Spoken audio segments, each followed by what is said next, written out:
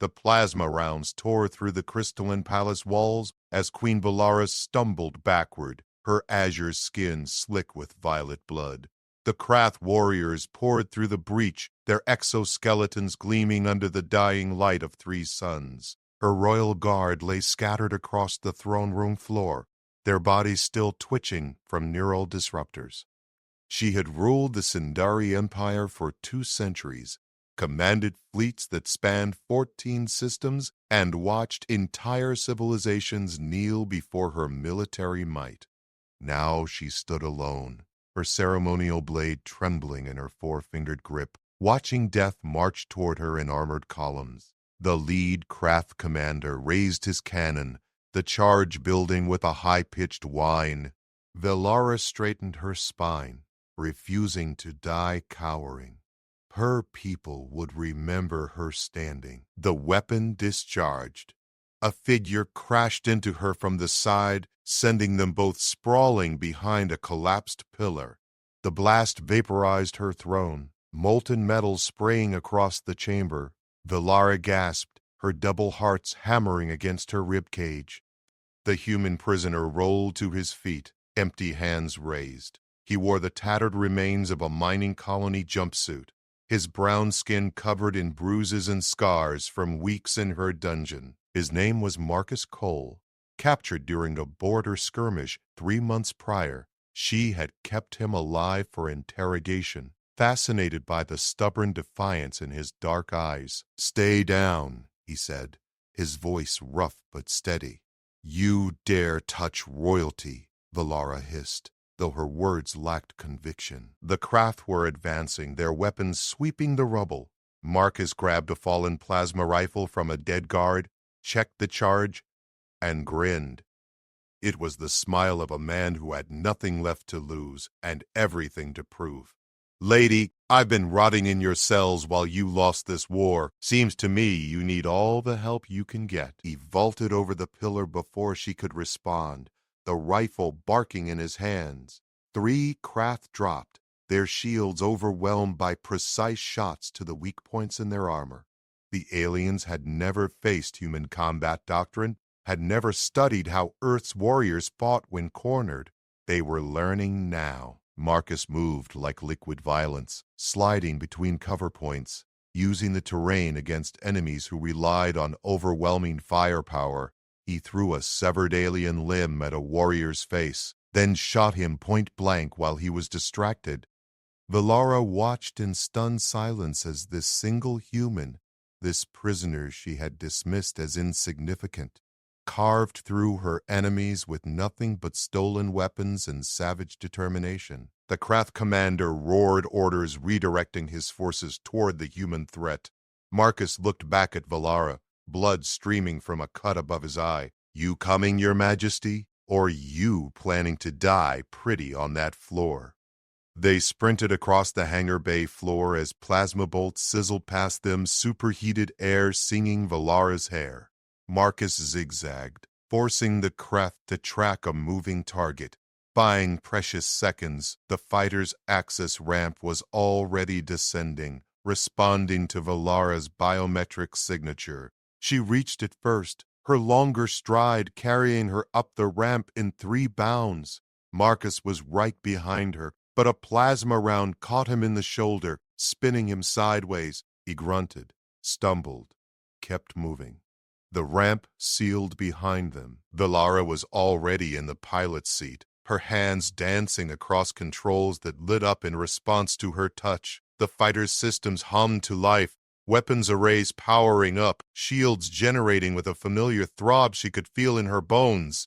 Marcus collapsed into the co-pilot's seat, his left arm hanging useless, the shoulder of his jumpsuit charred black. He didn't make a sound, just strapped himself in with his good hand. "That looks bad," Valara said, initiating launch sequence. "I've had worse."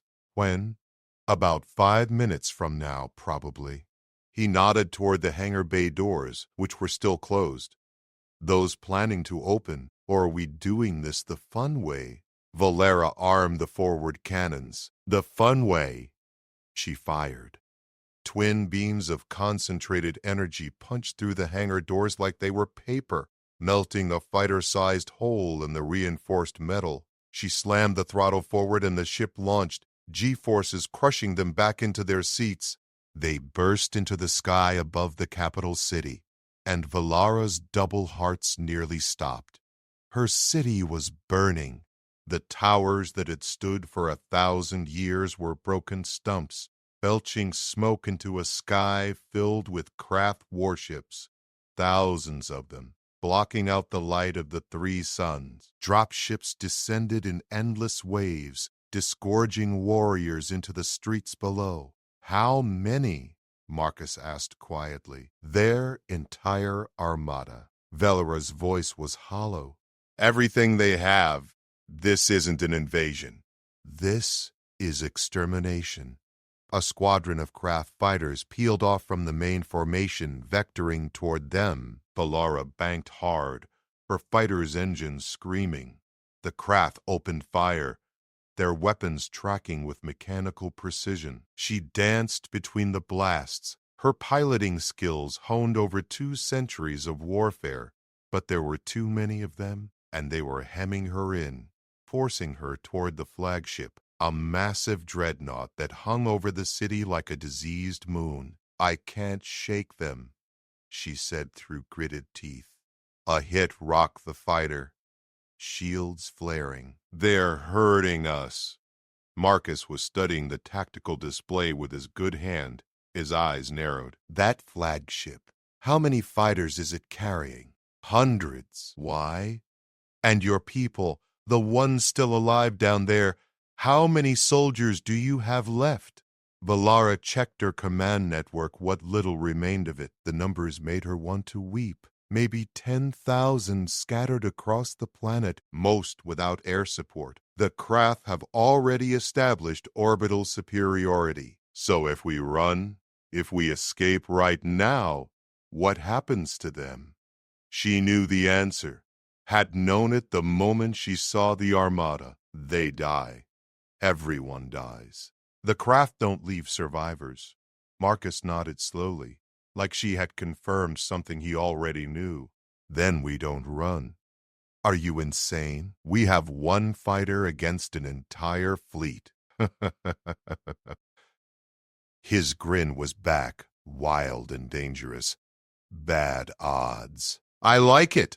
He started working the weapons console with his good hand, pulling up targeting systems. That flagship, if it goes down, what happens to their command structure? Complete chaos. The Krath operate on a strict hierarchy. Without the flagship's coordination, the fleet would be vulnerable for at least an hour while they reorganize. An hour? Marcus laughed. An hour is a lifetime in a real fight. Your people could use that time to regroup, hit them while they're confused. It's suicide. The flagship's shields alone would absorb everything this fighter has. Shields have weak points. Every shield does. He brought up a schematic of Krath's shield technology, stolen data from previous engagements. His finger traced a pattern on the display. See here. The emitters are concentrated on the primary hull to protect against capital ship weapons, but underneath, near the hangar bays, the coverage is thinner.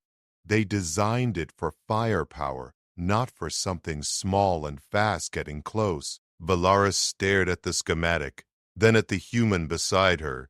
Blood was still seeping from his shoulder wound, staining the seat beneath him. He was barely holding himself upright, and he was proposing they attack the most heavily defended ship in the Krath Armada. It was the stupidest plan she had ever heard. It was also the only chance her people had. If we do this, she said slowly, we won't make it out. Probably not. Marcus met her eyes.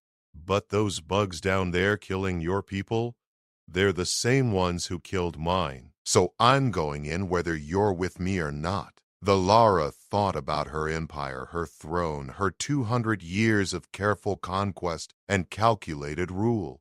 All of it burning, all of it ending. Then she thought about the 10,000 soldiers still fighting in the streets below, holding the line against impossible odds, dying for a queen who had already lost. She could give them one last gift, one final chance.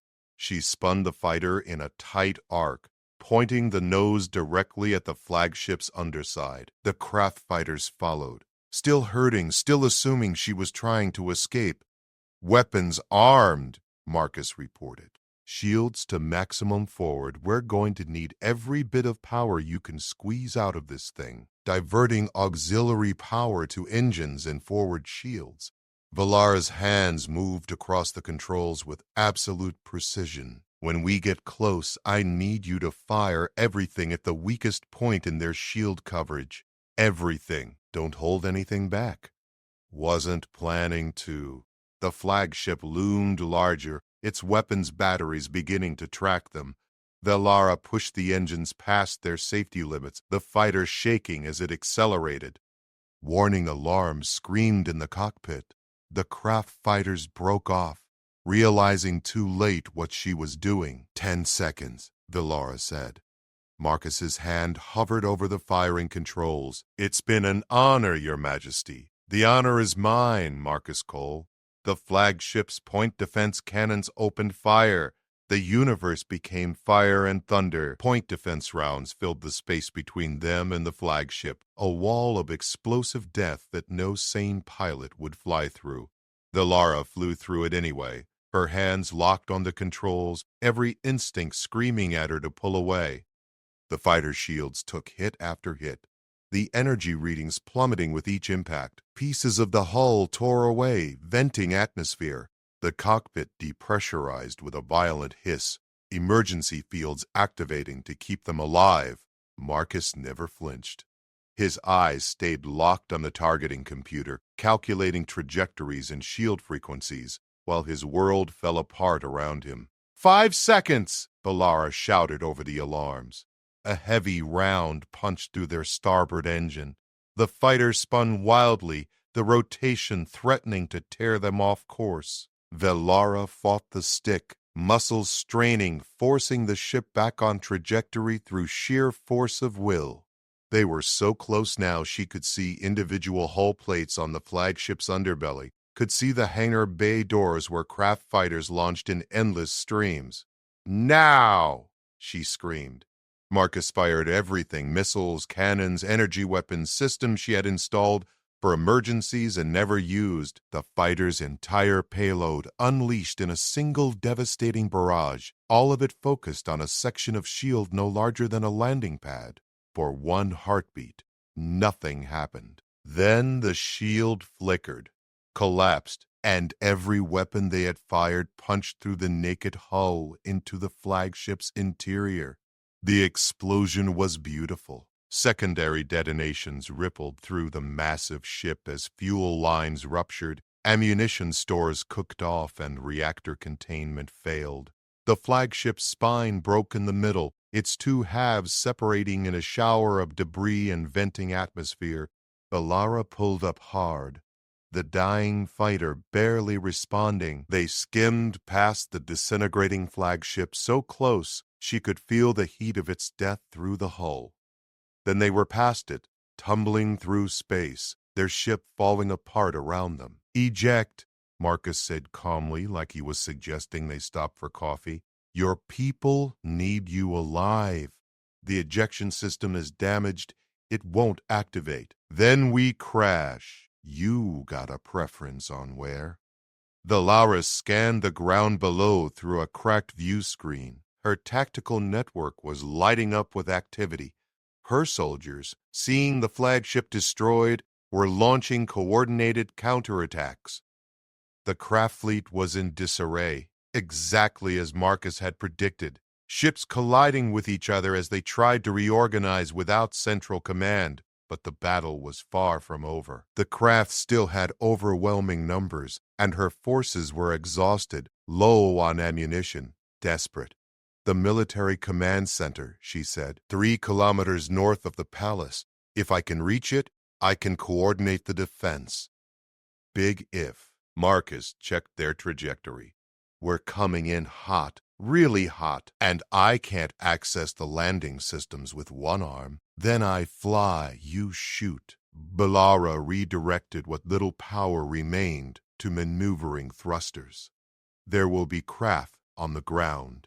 Many of them good. I'd hate for this to be easy. They hit atmosphere like a meteor, the fighter's damaged hull screaming as friction tore away more pieces. Valara couldn't control their descent, could only guide it, nudging them toward the command center while the ground rushed up to meet them. Craft anti-aircraft batteries opened fire. Boo! She had forgotten about those. Explosions bloomed around them, one clipping their tail and sending them into a flat spin. Marcus grabbed the controls with his injured arm, ignoring the pain, helping her fight the spin. Together they wrestled the dying fighter level, aimed at a plaza near the command center. They hit hard. The landing gear had been destroyed minutes ago, so they belly landed on concrete, the fighter plowing through a decorative fountain and slamming into the base of a statue. The impact threw them forward against their restraints hard enough to crack ribs. Valara tasted blood. Her vision swam. But she was alive. Marcus was already unstrapping, moving despite his shattered shoulder. We need to move. That crash just painted a giant target on our position. He was right. Through the cracked canopy, she could see Krath warriors converging on their position from multiple directions. Dozens of them, maybe hundreds.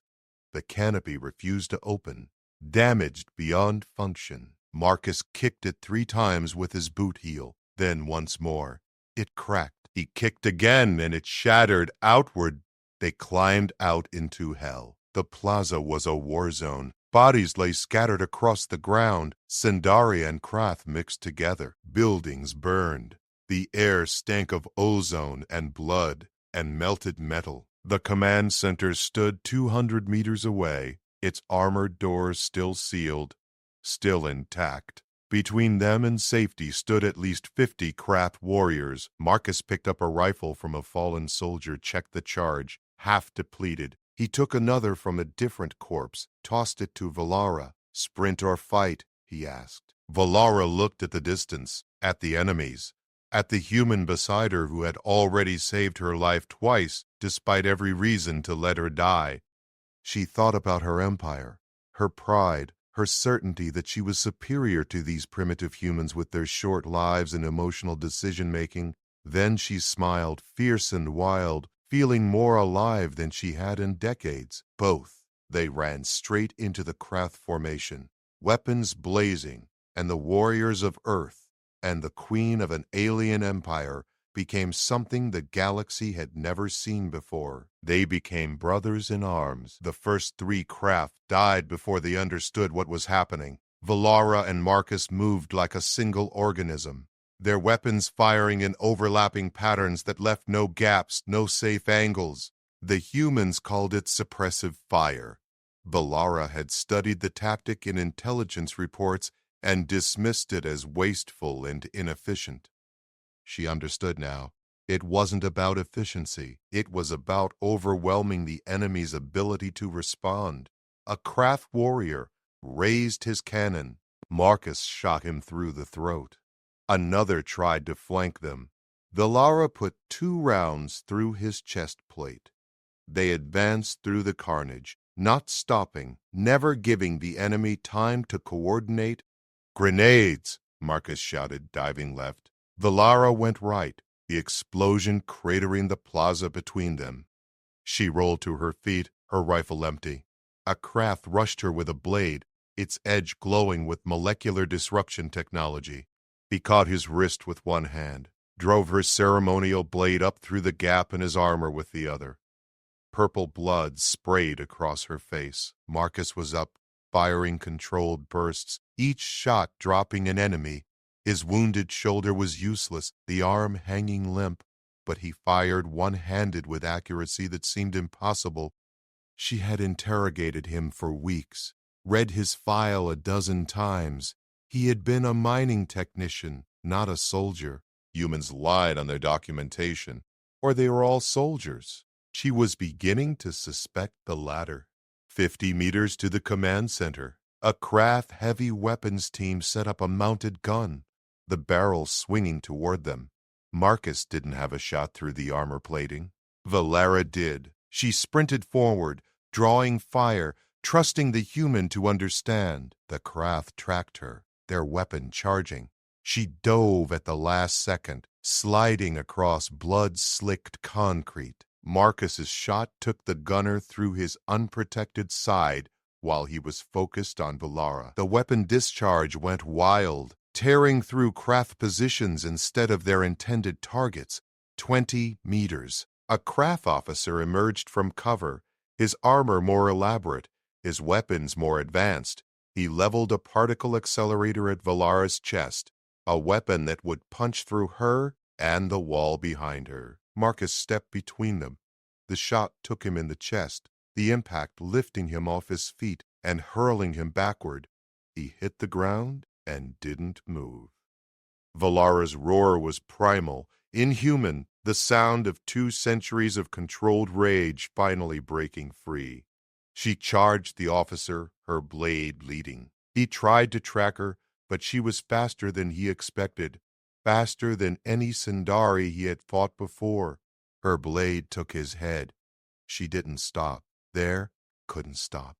Every craft in her path died, their weapons useless against the fury of a queen who had lost everything and found something worth fighting for in the wreckage. The command center doors loomed before her. She slammed her palm against the scanner. The doors hissed open. Inside, her officers stared in shock. Commander Thane, her head of military operations, stood at the tactical display, her green skin pale with exhaustion. "Your Majesty," Thane breathed, "we thought you were dead." Not yet. Valara turned back to the plaza, to where Marcus lay motionless in a spreading pool of red human blood. "Secure that soldier. Bring him inside. Now." 2 guards rushed out, dragging Marcus through the doors. Valara sealed them behind her, the armored barrier cutting off the sounds of battle outside.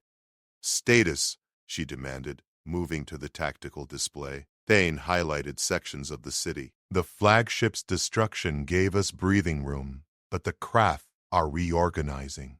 We estimate 40 minutes before they launch a coordinated assault. Our forces are scattered, ammunition critically low, and we've lost 70% of our air support. And reinforcements?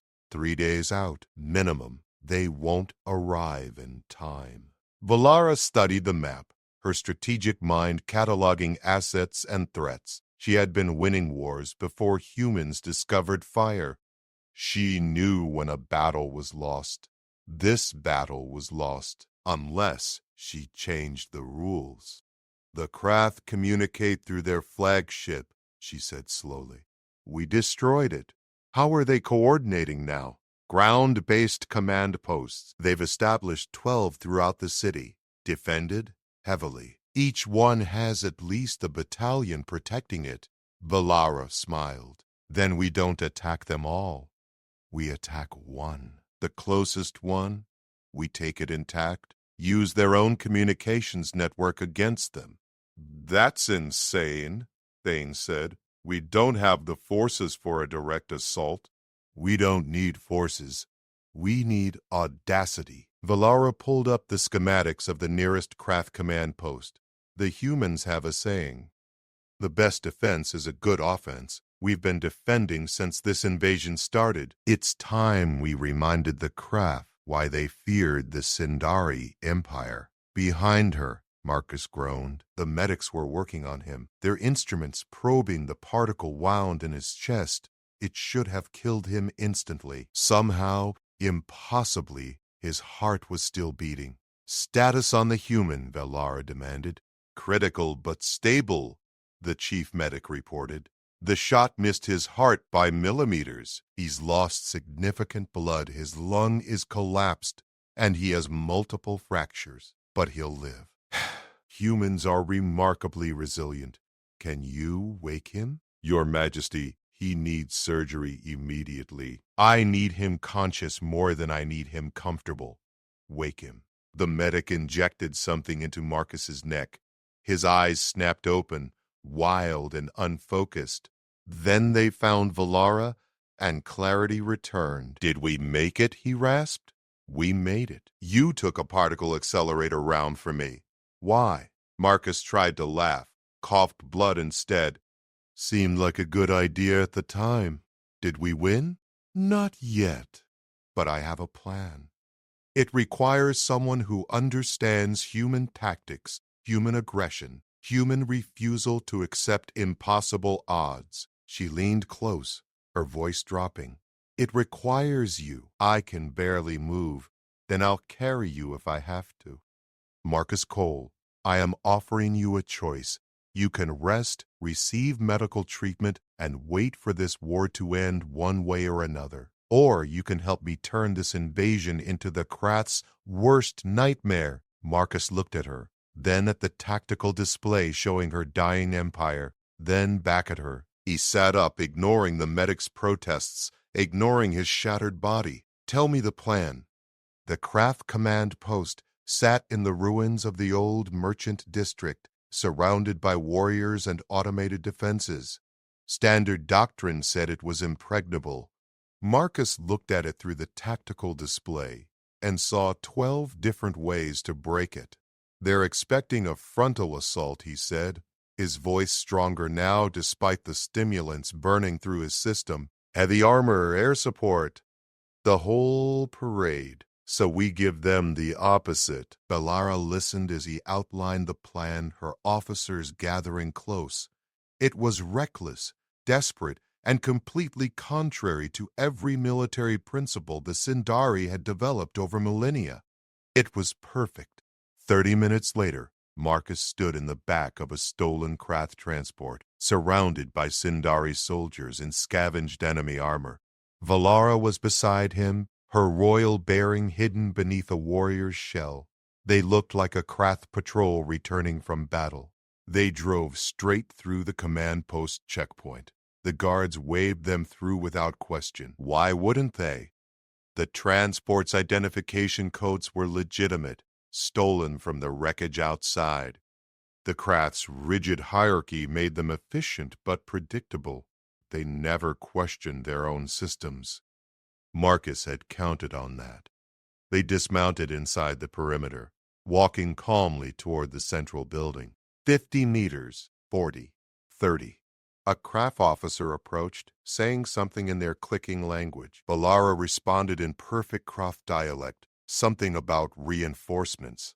The officer nodded, turned away. Marcus shot him in the back. Then everything happened at once. The Sindari soldiers dropped their disguises, weapons emerging from concealed positions. They hit the command post from inside its own defenses, exactly where the Krath never expected an attack. The fighting was brutal and close, room to room, corridor to corridor. Marcus moved through it like a ghost, his body screaming in protest, but his mind coldly efficient. He had spent 3 months in Valara's dungeon studying Krath tactics from intercepted data. He knew how they thought, how they fought, how they died. He taught them new ways to do the last one. Valara was magnificent, her blade singing through armor, her commands directing her soldiers with precision born of 2 centuries of warfare. Together they carved through the defenses, reaching the central communications hub. Marcus sealed the door behind them while Valara accessed the Krath network. Her fingers flew across alien controls, her intelligence training making sense of their systems. "I'm in," she said. "I have access to their entire tactical network. Then, let's send them a message they'll never forget." Valara began broadcasting on all Krath frequencies, her voice amplified across the entire invasion force. She spoke in their language, telling them their flagship was destroyed, their command structure broken, their invasion failed. She told them the Sindari Empire would never surrender, would fight them for every meter of ground, would make this planet their grave. But more importantly, she fed false coordinates to their scattered forces, sending them to empty positions, splitting their formations, creating chaos where there had been order. The craft fleet above began to fracture, ships moving to phantom threats, commanders contradicting each other without central authority to resolve disputes. Outside, the sounds of battle intensified. Valara's forces, coordinated from the command center, launched simultaneous strikes across the city. The craft, confused and disorganized, began to retreat. "It's working," Valara said, monitoring the feeds. "They're pulling back to regroup." "How long until your reinforcements arrive?" 2 days now. Fast response fleets are burning hard." Marcus nodded, allowing himself to lean against the console. The stimulants were wearing off, pain rushing back in waves. 2 days. We can hold for 2 days. Valara looked at him, really looked at him. This human who had risen from her dungeon to save her empire, who had fought beside her when he should have run, who had taken a shot meant for her without hesitation. "Why did you do it?" she asked. "You could have escaped during the chaos, could have stolen a ship and fled this system.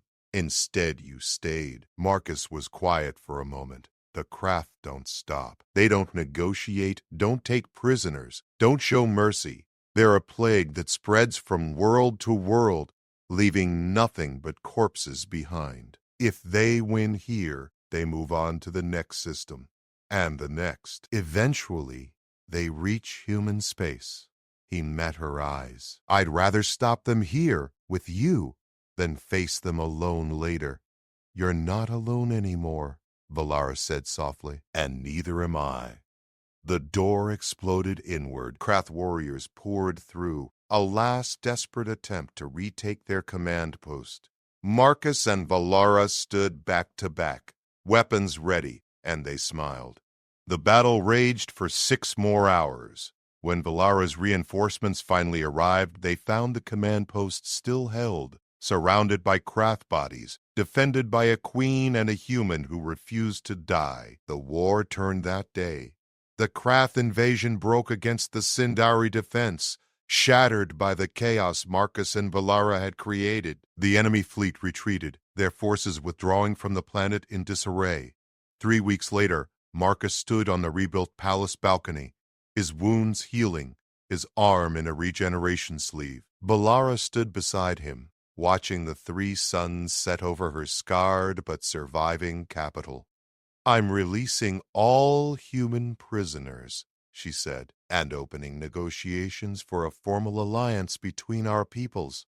That'll upset your empire." "Let it. I've learned something from humans. Sometimes the best way to build an empire is to stop conquering and start cooperating." Marcus grinned. "We'll corrupt you into democracy yet. Don't push your luck, Cole." But she was smiling. "I'm also creating a new military position, Chief Tactical Advisor. It comes with a fleet commission, full authority, and a very substantial salary." "Sounds important. Who'd you have in mind?" "A stubborn human who's too reckless to know when he's beaten and too clever to fight fair." Marcus looked at her, at the empire spread below them, at the stars above where humanity and the Sindari would face the darkness together. He extended his hand. "I accept." Valara took it, the gesture feeling right despite being entirely human. The galaxy had tried to end both their peoples. Instead, it had forged an alliance that would reshape the stars. The Krath had come to conquer. They had found humanity instead. And humanity, as the universe was learning, never fought fair, never gave up, and never left allies behind. The war was won. The real work was just beginning.